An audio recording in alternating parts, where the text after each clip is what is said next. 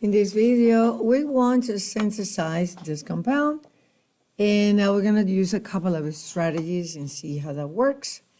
And so let's first always name the compound and see how many carbon atoms do we have and see how we make that. So starting here, 1, 2, 3, 4, 5, 6, 7. So it's a 3 heptanol. So I need to come up with a strategy to have 7 carbon at the end and have that OH in that position. One strategy that we learned in a previous video was using Grignard.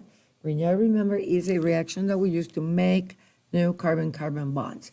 And we always want, when we make Grignard can react with aldehydes, with ketone, epoxide, we're going to be using 2 different strategies with Grignard reagent. So here is one disconnection that I can do to approach that with Grignard.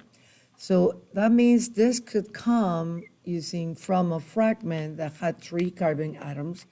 So that would be propanol and attack with an alkyl halide that will have 1, 2, 3, and 4 carbons. So 1, 2, 3, and 4 and that. But remember that to do my Grignard reaction, I need to make that metal magnesium, the butyl magnesium bromide.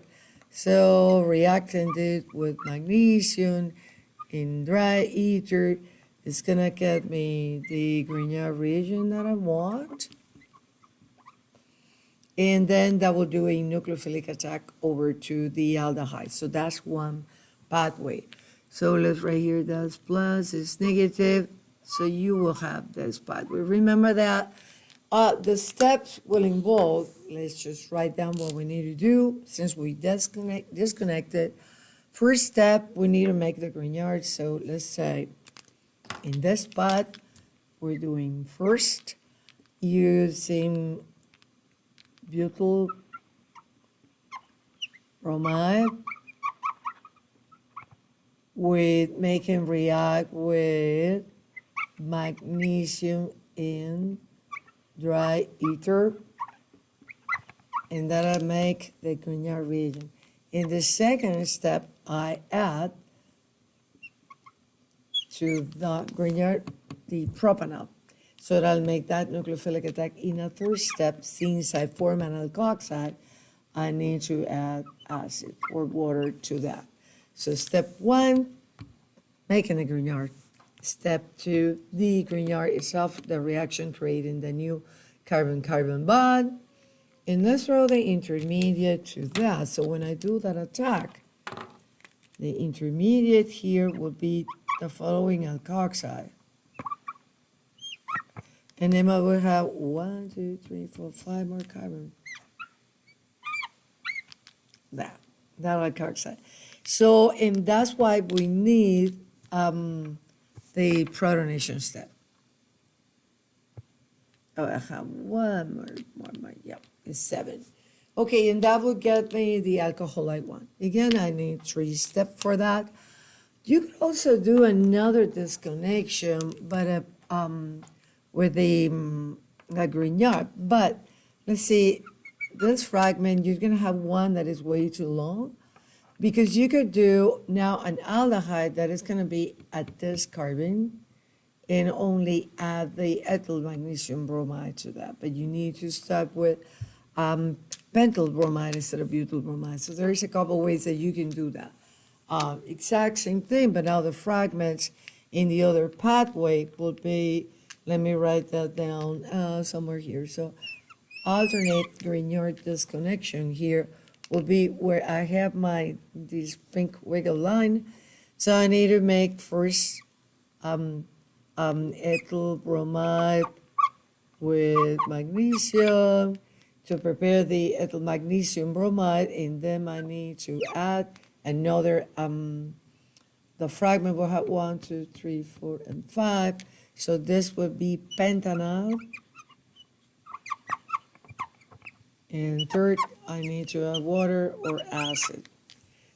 Similar strategy. All right. And now there's yet another way of doing things. In this time, I'm going to start with an alkene to do something fun, I guess. So let's just start it with this alkene. In here, I have 1, 2, 3, 4, 5, and 6. So I don't quite have the number of carbons that I want. We're going to be there. 1, 2, 3, 4, 5, and 6. I need 7. That's heptanol. But to add one more carbon, remember, we can add with Grignard, but I need only one more extra carbon, so I need to be using metal magnesium bromide to attack now where I can make an epoxide from the alkene. So let's say that I treat that with metachlorobenzoic acid. And if you guys don't remember that structure, benzoic acid, so one more oxygen compared to benzoic acid, so that's that. And chlorine in the meta position. That's you're forming with that and epoxide here. So let's do that's the epoxidation step. And because you're going to be with acidic conditions, you are going to have a protonated epoxide as your intermediate. Now, it turns out that Grignards are extremely strong nucleophile and strong bases. So the Grignard can attack here. And when it does, if I use now here the reagent that I mentioned, if we do here metal magnesium bromide,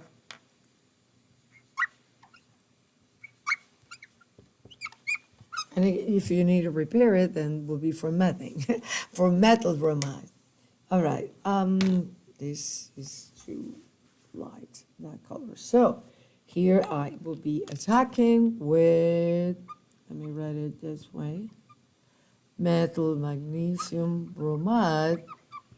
And remember that you're kind of, if you write it in that way, so you will have the attack, and this is opening the epoxide, and to have the final product.